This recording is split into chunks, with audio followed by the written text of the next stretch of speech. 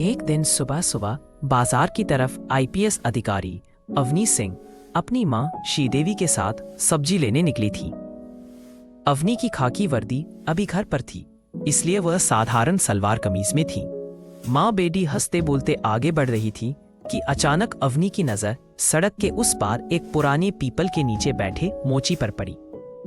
वह मोची कोई साधारण मोची नहीं था। उसके चेहरे पर गहरी झुर्रियां थी, पर वे आंखें अवनी कभी नहीं भूल सकती थी। बचपन की एकमात्र तस्वीर जो मां ने कभी जलाने की कोशिश की थी, पर अवनी ने छिपा ली थी, ठीक वैसी ही आंखें। मां, अवनी का गला रुंध गया। वो बाबा है। श्रीदेवी का चेहरा एक पल में सफेद पड़ गया। उन्होंने अवनी का हाथ कसकर पकड़ा और फुसफुसाई, पागल हो गई हो क्या? वो कोई सड़क का मोची है। तेरे बाबा तो बड़े अफसर थे। वो ऐसे जूते सीते नहीं फिरते। मां, मैं झूठ नहीं बोल रही, वही है। मैंने फोटो में 100 बार देखा है। श्रीदेवी ने जबरदस्ती अवनी को घसीटते हुए कहा, चलो घर, गलतफहमी हो रही है तुझे। पर उस मोची रिटायर्ड बैंक मैनेजर रघुवीर सिंह की नजर भी श्रीदेवी पर पड़ चुकी थी। वह एक पल को ठिठके, फिर शर्म से सिर झुकाकर फिर जूते पॉलिश करने लगे। अवनी ने वो सिर झुकना देख लिया। उसके दिल को ठेस लगी। घर लौटते वक्त अवनी चुप रही। श्रीदेवी बार बार कुछ कहना चाहती थी, पर बोल नहीं पाई। रात को खाना खाते वक्त अवनी ने पूछ ही लिया, मां सच बताओ, वो बाबा थे ना? श्रीदेवी की आंखें भर आईं। नहीं बेटा, तेरा दिमाग खराब हो रहा है। मां, मैं 30 साल की हूं, आईपीएस हूं, मैं झूठ और सच में फर्क जानती हूं। वो बाबा है। आप मुझे क्यों रोक रही हो? श्रीदेवी ने प्लेट जोर से टेबल पर रखी। क्योंकि मैं उस आदमी का मुंह नहीं देखना चाहती, समझी? अगर तू उसे घर लाएगी तो मैं इस घर में नहीं रहूंगी। अवनी स्तब्ध रह गई। मां, आप मुझे धमकी दे रही है? हाँ, धमकी ही दे रही हूं। चुन ले, मैं या वो। अवनी की आंखें लाल हो गईं। वह बिना खाना खाए अपने कमरे में चली गई। रात भर उसे नींद नहीं आई। वह सोचती रही, आखिर इतनी नफरत क्यों? बचपन में उसे सिर्फ इतना याद था कि एक दिन बाबा घर से चले गए थे। मां ने कहा था, तेरे बाबा बहुत दूर नौकरी करने गए हैं, फिर कभी नहीं लौटे। अगली सुबह अवनी ने खाकी पहनी ही नहीं। उसने सादी कुर्ती डाली और बिना मां को बताए नक्खास बाजार चली गई। रघुवीर सिंह अभी भी उसी पीपल के नीचे थे। उनके सामने 4 जोड़ी जूते पड़े थे। हाथ कांप रहे थे। अवनी उनके सामने खड़ी हो गई। नमस्ते। रघुवीर ने ऊपर देखा। एक पल को उनकी आंखें चमकी, फिर सिर झुक गया। हाँ बिटिया, जूते पॉलिश करवाने हैं? नहीं, मैं आपसे मिलने आई हूं बाबा। रघुवीर का ब्रश हाथ से गिर गया। वह घबराकर इधर उधर देखने लगे। आप गलत समझ रही हैं। मैं किसी का बाबा नहीं। झूठ मत बोलिए। मैं अवनी हूं, अवनी सिंह, आपकी और मां की इकलौती बेटी। रघुवीर की आंखें भर आईं। वह फुसफुसाए, बेटी तुम यहां क्या कर रही हो? जाओ यहां से। मेरे पास कुछ नहीं बचा है देने को। मैं आपके पास कुछ मांगने नहीं आई, मैं आपको लेने आई हूं। घर चलिए। घर? रघुवीर कड़वा हंसे। मेरा कोई घर नहीं है बेटी। जो घर था वो मैंने खुद बर्बाद कर दिया, तो अब मैं बनाऊंगी। मैं आईपीएस हूं, मेरी पोस्टिंग लखनऊ में ही है। मेरे पास अपना मकान है। आप मेरे साथ रहेंगे। तेरी माँ को मैं मना लूंगी। रघुवीर ने उदास हंसी। तेरी माँ मुझे जिंदा जला देगी बेटी। फिर भी कोशिश करके देखते हैं। रघुवीर नहीं माने। अवनी रोज आती रही। कभी चाय लाती, कभी बिस्किट, कभी नई चप्पल। रघुवीर लेते, पर घर चलने से साफ इंकार। एक दिन अवनी ने पूछ ही लिया, बाबा हुआ क्या था? आप और माँ इतने अच्छे थे, फिर एकदम से सब खत्म? रघुवीर चुप रहे। बहुत देर बाद बोले, मैंने बहुत बड़ी गलती की थी बेटी। तेरी माँ ने माफ नहीं किया। ना करे, उसका हक है। कैसी गलती जिसे माफ नहीं किया जा सकता? अवनी को समझ नहीं आया। वो घर लौटी तो श्रीदेवी ने फिर डांट लगाई। तू रोज रोज उस मोची के पास जा रही है, शर्म नहीं आती? वो मोची नहीं, मेरे बाबा है। तेरे बाबा मर चुके हैं मेरे लिए। अवनी रो पड़ी। मां, आप इतनी कठोर कैसे हो गई? श्रीदेवी भी रोने लगी। तू नहीं जानती अवनी, तू नहीं जानती उस आदमी ने मेरे साथ क्या किया था। अवनी ने मां को गले लगाया। तो बताओ ना, शायद मैं समझ जाऊं, शायद माफ कर दूं। श्रीदेवी चीखी। कुछ चीजें माफ नहीं की जाती अवनी।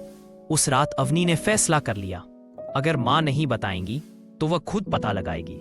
अगले दिन उसने मां की पुरानी डायरी खंगाली। कुछ नहीं मिला। फिर उसे याद आया, मां की कॉलेज की सबसे अच्छी सहेली शकुंतला चतुर्वेदी अब भी लखनऊ में ही रहती थी।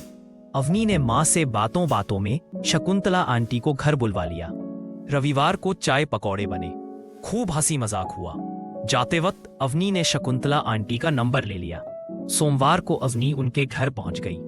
आंटी, मुझे सच जानना है, माँ पापा का तलाक क्यों हुआ? शकुंतला आंटी चौंकी, बहुत देर चुप रही, फिर बोली, बेटा, कुछ बातें दफन ही बेहतर रहती हैं। आंटी प्लीज, मैं अपने बाबा को सड़क पर मरते नहीं देख सकती। शकुंतला आंखें पोंछते हुए बोली, तेरे बाबा बहुत अच्छे इंसान थे अवनी, बैंक में बड़े अफसर थे। हम सबको लगता था आप लोगों का घर स्वर्ग है।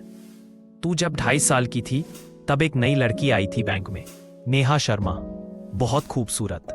तेरे बाबा का उससे अफेयर शुरू हो गया, 2 साल तक चला। नेहा ने उन्हें पूरी तरह लूट लिया, गहने, पैसे, यहां तक कि तुम्हारे बाबा ने अपना पैतृक मकान भी बेचकर उसे दे दिया। तेरी माँ को जब पता चला वो टूट गई, उसने तलाक ले लिया। तेरे बाबा के पास कुछ नहीं बचा, नेहा भी भाग गई, तब से वो सड़क पर है। अवनी की आंखों से आंसू नहीं रुक रहे थे। आंटी, क्या माँ कभी माफ कर सकती है? मुश्किल है बेटा, बहुत गहरा घाव है। अवनी ने शकुंतला आंटी से विनती की, आप मेरी मदद करेंगी? क्या करना है? बाबा को घर लाना है। शकुंतला हंस पड़ी, पागल हो गई है तू? तेरी माँ मुझे भी घर में घुसने नहीं देंगी। फिर भी कोशिश करेंगी? शकुंतला में सिर हिला दिया, तेरे लिए करूंगी। अगले दिन दोनों नखास पहुंचे। रघुवीर देखकर घबरा गए। शकुंतला, तू यहाँ? हाँ, अपनी भतीजी के साथ आई हूं। अवनी ने बाबा के पैर छुए। बस आज की बात मान लो। आखिर में अवनी को झूठ बोलना पड़ा। बाबा, माँ ने खुद कहा है कि आपको बुला रही हैं। वो माफ कर चुकी हैं। रघुवीर की आंखें चमक उठी। सच? सच? शकुंतला ने भी साथ दिया। हाँ रघु, बहुत हो गया तेरा तप। रघुवीर मान गए। तीनों अवनी के सरकारी क्वार्टर पहुंचे। दरवाजा खुला तो श्रीदेवी अंदर से निकली। रघुवीर को देखते ही उनका चेहरा तमतमा उठा। ये यहाँ क्या कर रहा है? अवनी ने बीच में आकर माँ को गले लगा लिया। माँ प्लीज, एक बार मेरे लिए। श्रीदेवी चीखी, निकाल इसे यहाँ से। रघुवीर पलटकर जाने लगे। अवनी ने उनका हाथ पकड़ लिया। बाबा, ये मेरा घर है, मेहमान है। कोई आपको निकाल नहीं सकता। श्रीदेवी रो पड़ी। तू नहीं जानती अवनी, इस आदमी ने मेरे साथ क्या क्या किया। रघुवीर ने पहली बार मुंह खोला, धीमी आवाज में। श्री, मैं जानता हूं मैंने जो किया उसकी कोई माफी नहीं। मैं सिर्फ बेटी के लिए आया हूं।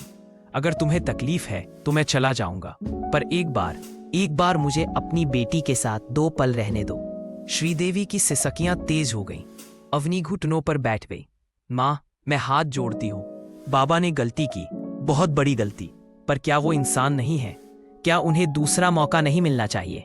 मैं दोनों को एक साथ देखना चाहती हूँ। अगर आप नहीं मानेंगी तो मैं भी इस घर को छोड़ दूंगी। शकुंतला बोली, श्री, मैं तेरी सहेली हूँ, आज तेरी बेटी बनकर कह रही हूँ, माफ कर दे, घाव भरते हैं। कमरे में सन्नाटा छा गया। फिर श्रीदेवी धीरे धीरे आगे बढ़ी। उनकी आंखें लाल थीं। उन्होंने रघुवीर का हाथ पकड़ा, कांपता हुआ हाथ। रघुवीर, तुम बहुत बदल गए हो। रघुवीर रो पड़े। श्रीदेवी ने उन्हें गले लगा लिया।